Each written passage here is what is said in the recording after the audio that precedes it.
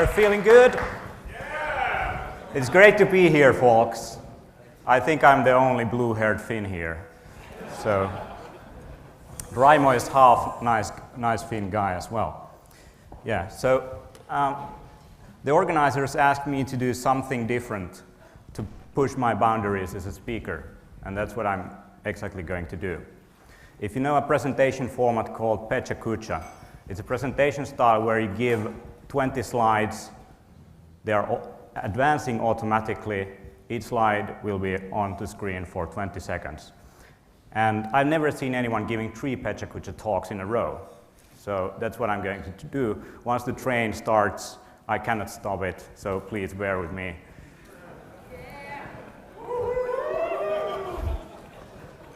Okay, let's get on with it, right? So if someone has been looking at my blog post, the first question mainly was to look at mobile from many different points of view, not just as devices, but also how our society is changing at the same time. And the first section, the first pecha kucha talk, will be on this agile, adaptive, mobile way, how organizations are becoming much more mobile in the way they do their work and how their workforce is going forward. Okay, that starts. Corporations of the past were based on the industrial production logic, one thing at a time, a linear mindset, linear way of doing things, going forward with the assembly line logic. And that's how we also organized our schools and the way we do work. We have calendars, what things are done in what order. And these organizations are like speeding on a tightrope. If you know about tightropes, you are going to drop if you look at your feet, but if you look at the destination, you're going to do it quite nicely. And this idea of focus, of strategy, of vision, of mission, of clarity of what you're doing was sort of thought to be the way things should be done. So it's like an idea of throwing darts. You know, you have the goal over there, you throw a dart, but the problem is that once you throw the dart, you cannot stop it.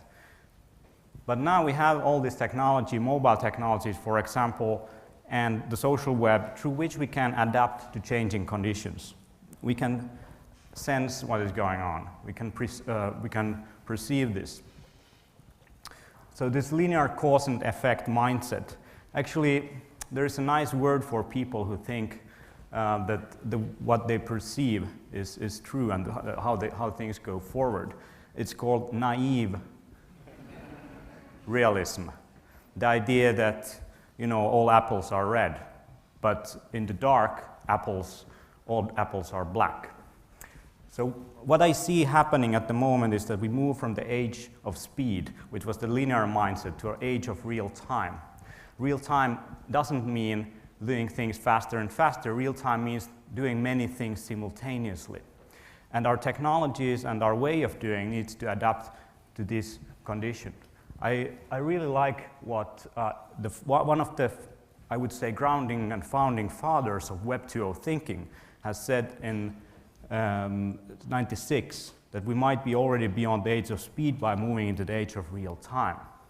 Ivan Illich also imagined in 71, in deschooling society, a world where people would learn from each other, and we would find people who have this information and knowledge directly, and we don't have any kind of centralized system. This is a painting from my home. I really like the way how smoke, when it rises from a candle, for example, how it becomes more complex and the novelty increases in the way you can perceive it. It's the same in complex systems. And it's the same what is happening as complexity in our society increases. We go from a linear, noble, known domain to a complex domain. And in that kind of domain, Marshall McLuhan was talking about his scientific method as probing, as seeing many things at the same time and connecting things that don't seem to have any relationship with each other whatsoever. One of the biggest creatures on Earth is not a kind of mammal, it's actually a mushroom. It's like 2 kilometers in size in East Oregon. and it can sustain great damage. It can reroute nutrients. And it's the same thing that is happening with the internet today and with this mobile technology. It's only a matter of time until this spreads to the objects we use, the Internet of Things that Bruce Sterling, for example, probably might say a few words about it. And Marshall McLuhan also said that technology is an extension of man. It extends your capabilities. The car extends your feet. The phone extends your ear. And the electronic medium extends your mind. And it's also the other way around, like what J.C.R. Licklider was talking about as man-machine symbiosis already in the 60s, building on the work of Vannevar Bush, who was the founding father of hypertext. And this world where we live in, also we are an extension of the technology. If you look at the social web, obviously it looks exactly like that. And if we look at our organizations, they have not really caught up with the times. They're not really doing things as they should be done today. The system has changed. We live in a much more complex world. And that's the organic enterprise. Organic enterprise is building an ecosystem, and it lives also in an ecosystem. And the way you have to work in that kind of environment is to be agile, is to be really adaptive to the changing conditions. And the real-time logic, the understanding that digitalization not just automates things, but in the center of this technology, we also have interaction.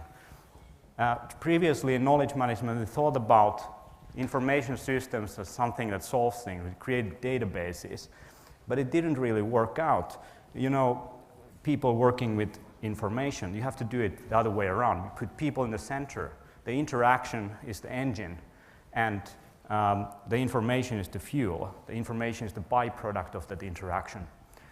And some of the people in the world call this commons-based peer production, like Yochai Benkler, how through peer production we gain much more than we can in the linear mindset.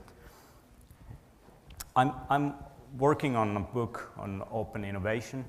I don't know when it's going to be ready, but looking at innovation processes traditionally was something that you get the best people, you close up, you don't tell anyone what you're actually doing. You expect that if you come up with the idea first on the market before anyone else does, you're going to win. But nowadays, smart companies try to engage their customers in the value creation process, and that's called crowdsourcing. So you outsource work not to a known partner, but to a huge number of people, and it turns out that the smartest people are not in your organization. They are out there. They are out there. And I've been working on a project called real-time economy, thinking of the world of digitalization and the move towards a real-time economy, where transactions, interactions, and conversations are real-time and non-linear in nature.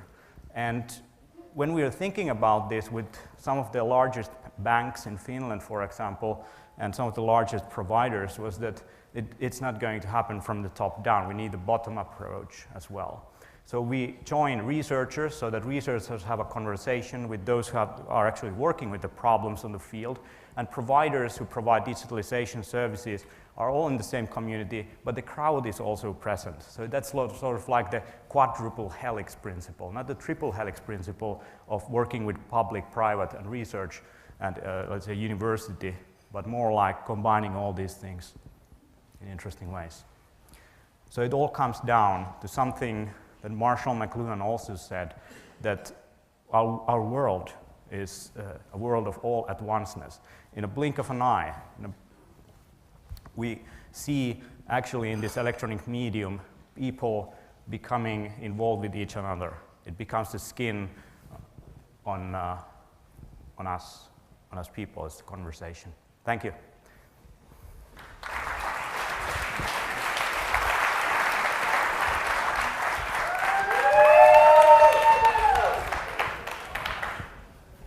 Woo! I have plenty of time here, so, 3 talks in a row, no problem at all.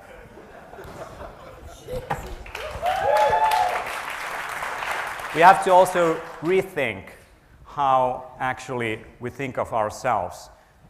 tribal nature of thinking as we are mobile developers, we are open source developers, we are designers, and just being on your own community and your own tribe is quite uninviting to innovation. Usually innovation happens on the fringes where people meet on bridges together from different fields and share ideas.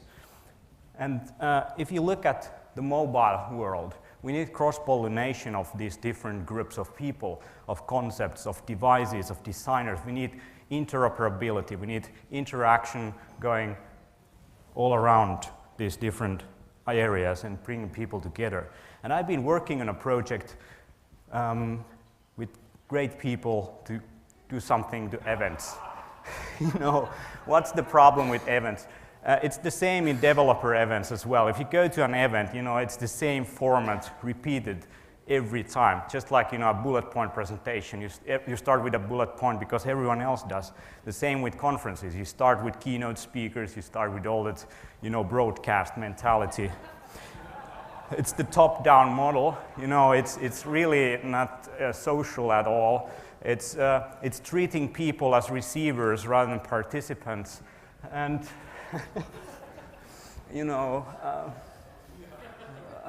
have you seen the other events? Maybe these events, those that are even worse. We have all seen this. You have sleeping there, you don't know what you do. But blogging and all this social media enables us to connect with other people. Really, sort of frees us from this kind of position, I would say.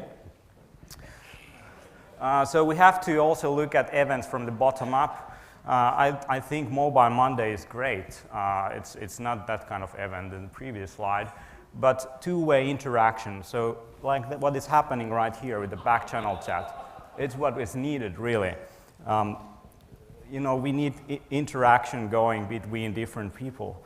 So many of the different events are really passive, really static, and if you look at the websites, you don't have any kind of point where you can actually interact with other people. And why do we create these kind of environments, these kind of learning and knowledge sharing environments? We have the ability to do things differently. So that's creating a more participative and to also extending it. I like to use the term extended events to talk about events that are extended in time and space, before, during, and after an event, with online technologies, with virtual technologies, as well as different kind of interesting physical interaction methods, something non-traditional. And if you look at many of the events, great ideas, great people, great content, all of that interacts, but nothing really gets effectively shared. You get a bunch of PDF files added on a website. But as we know much better, you can put your slides on SlideShare. You can put your video recordings on different video sharing sites that already have millions of people. We have to share much more effectively these ideas, because in learning also, the reflections and the crystallizations happen a long time after the event has already been closed up. So if you look at different events, you can split them up in form and scale. You have smaller events and you have larger events. Mobile Monday Amsterdam has definitely become much larger than it was in the beginning. We have conferences that are highly constructed and highly defined, and we have conferences that are generated by the people themselves, like bar camps. So the service I'm working on is Bantora. It comes from words banter and agora.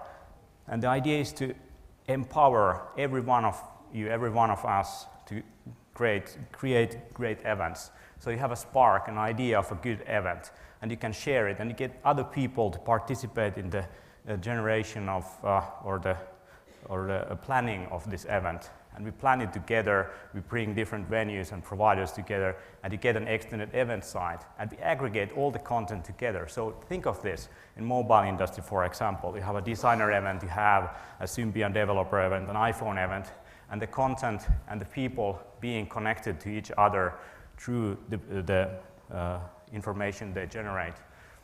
So what happens before in Bantora is that you have planners interacting with participants to create the event they want to participate in. You have RSVPs. You see if there is going to be enough people. So if you need to upgrade the event or not. During the event, you have the extended event site created at the point of creation. You have blogs, wikis, all that stuff, and media that you generate on the web gathered in one place. And you have really effective online and offline interaction and connectivity between them. And then after the event, what happens is that you have the abilities and capabilities to share all of the interesting lessons learned, the presentations, the notes, the recordings in very effective ways. And if you have never organized an event before, don't worry. As people are going through this process, they are sharing of ideas of great face-to-face interaction methods, like a fishbowl or pecha kucha or something that is more interesting than traditional formats. And you have the ability to pitch your event to sponsors, to speakers, to service providers, and all of that. What actually Bantora is doing, it's enabling those people who have never organized an event before to do so, and also bring up all the sort of tacit knowledge about event production and planning to every one of us.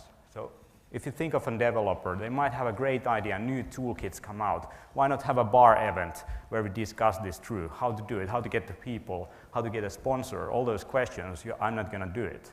But if you had the opportunity to provide a spark, and it happens, and the planners who have been planning events before could focus on the most important stuff, not on the technical issues, not in, for example, finding sponsors that much, but on the content and on the interaction of the people and the methods to make it unique and interesting. So doing these events much more smoothly, cost-effectively, and so forth. So that's Bantora. We are going to enable the long tail of events that are not created at the moment to all of us. Yeah, so that's sort of, that was it. Thank you.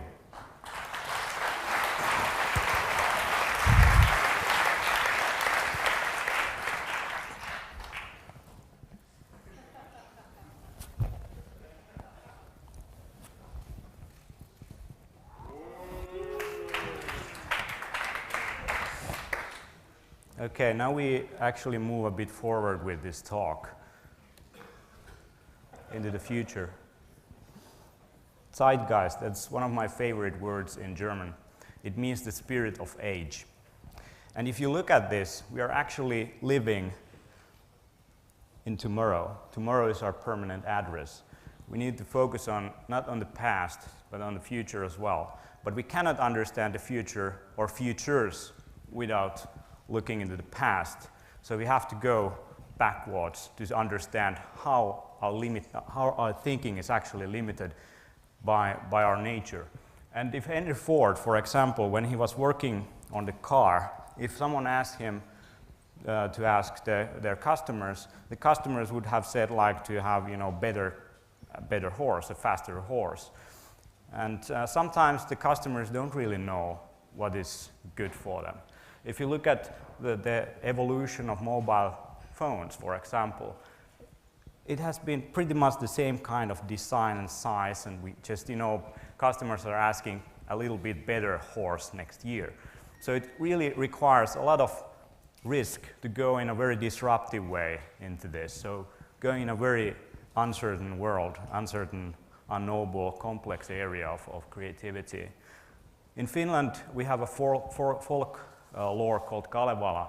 And in Kalevala, Elias Lönnrot collected a poem, and which is here painted by Akseli Gallen-Gallela. It's the forging of Sampo. So no one knows what Sampo is, but there are ideas of what it might be. It's something that gives a lot of wealth for people. It's something that is connected to the source of all knowledge. So that's like fabricators, or if you look at the phone, it's like a magic wand. It's like a magician's tool. It's not really a phone anymore. You use it for many different things. And some of the researchers think that Sampo is Yggdrasil. It's from the Norse mythology. It's a tree of knowledge.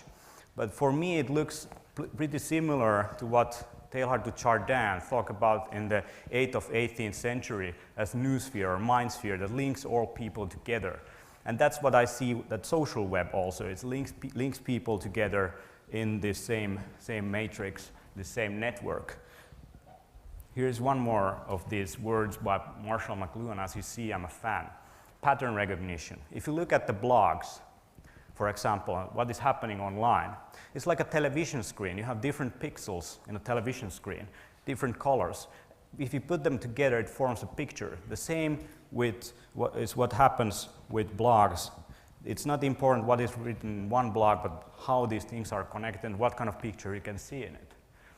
And I think organizations need to think in lines of neuroplasticity. So how your organization becomes plastic. Just like your brain can hijack certain functions if you become blind. You can start seeing with your fingers. The same with organization, how you change, how you actually change. Because the communities are starting to blur in many different ways. One of them is time. Some of our communities are defined by long-term membership. Some of them are defined by short-term membership. Some of them are more ad hoc. And what I see is that the ad hoc kind of communities are increasing. We have more of those nowadays. Other way we can look at it is that it actually blurs in boundary sense as well. So we have usually we had the idea of community as you know when you are in it and you know when you are not in it. But nowadays on the blogosphere we see that the boundaries are really dissolving. We cannot see where it is. And in the agricultural society we had much more time for ourselves. It was use space. You enter in a field and you disappear in your mind. You have much more time for reflection. But then we invented electricity, light, all kinds of activities. We invented technology that provides us more time than ever. And it turns out that we don't have that much time anymore with each other during that time, but we had a lot more time for ourselves. But now we can consume our time with each other. Here we have lightning, so we can just discuss and interact. But we sometimes have to stop and think about ourselves and why are we actually here. In Sanskrit, they have a word called avatar. Avatar, it's a descendant from God. I think, if I remember correctly, Krishna was the 8th avatar. And this word, as you well know, has been used to describe us in these virtual worlds as we interact in these different metaverses, I would say, along with the words of Neil Stephenson. So humans as avatars interacting with each other as, and software agents in a three-dimensional space that uses the metaphor of the real world. So there is some kind of layers, different layers to our reality. Virtual world is not less real than our real world. It's an extension of our reality. It's an extension of our world. And it becomes much more interesting when this actually goes also in the physical world, when things become part of this network. In Latin, persona, different identities. Persona means mask. So we have these different masks through which we express ourselves. The device is becoming a mask or mask broadcasting device. We have different masks and different online communities. And we mirror ourselves through these devices. We create ourselves by using these devices. No one becomes someone just in a dark room. You need the interaction with other people. And that's what's happening online when young people are posting photos and blogs and doing these different things and showing some kind of different avatar of themselves. It's actually about being more human. And now sort of, if you think of the mobile future, I think an interesting idea came from Stephen Dow's hollow self. So you have mobile sensory input. So instead of me going here in Amsterdam, I would just sit home and I would be connected to a device that is possible to use to connect my body and my sensory input to some hologram here, which is giving the presentation. Why travel?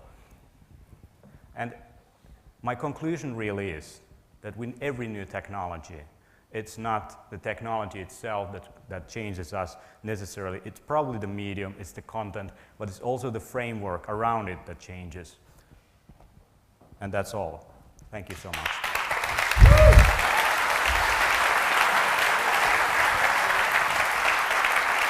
Hello. Any questions? Just, you know. Of course, Stefan. What's your favorite color?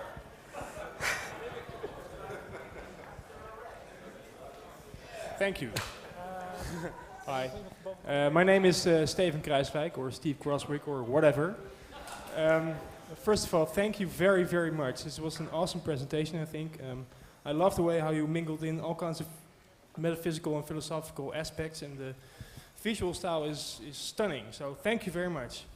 That said,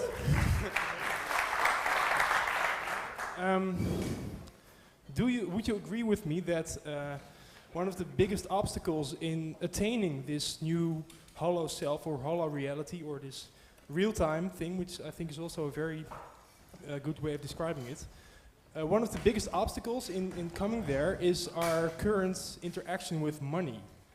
And that maybe, you know, applying a new kind of financial system, a new way of dealing with money, using our mobile technology and inviting, you know, banks to open up their APIs and make it a real-time proposition where you don't have to, you don't have this enormous administration backlog at all times, you know, in everything you do.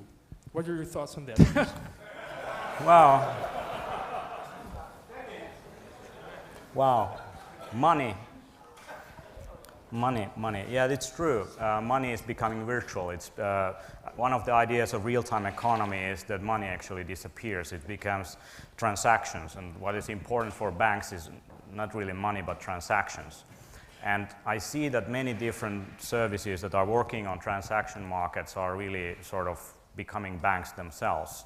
The currency is not anymore money necessarily circulating, but for example, virtual money and micropayments. And it might be easier with these virtual technologies to also enter partly in a resource-based economy where you would be exchanging resources rather than money. But yeah, it's true. It's very much true. So, cool. Yeah, let's take another one. Have a drink together. Any other questions?